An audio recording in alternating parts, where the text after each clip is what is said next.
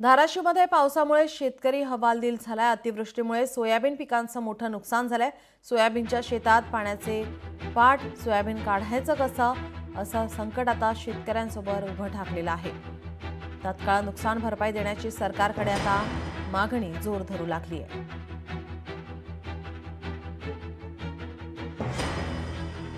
सोयाबीनच्या शेतातून शेतकऱ्यांसोबत संवाद साधला आमचे प्रतिनिधी काकासाहेब कांबळे यांनी।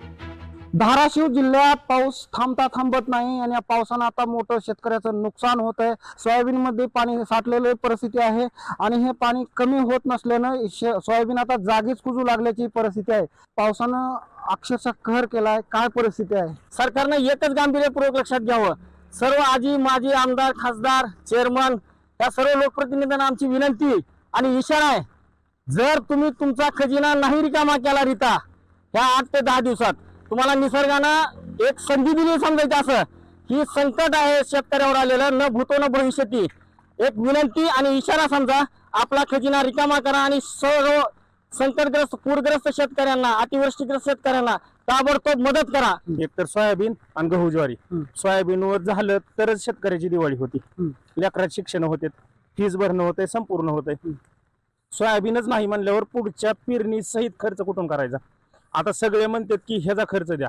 माझं तर म्हणणं आहे की आत्ताचं नुकसान भरपाई द्या ती द्या, पण गहू ज्वारी ही जी पेरणी आहे त्याचं बियाणं सुद्धा सरकारनं उपलब्ध करून द्या शेतकऱ्यांना। ह्यांच्या पंचनाम्यासाठी एका फोटोला 50 रुपये घालवायचे, त्या CSC सेंटर वाल्याला 150 रुपये द्यायचे, सगळे कुटाने करायचे, पुन्हा ती सगळे निहून देऊन तलाट्याकडे द्यायचं।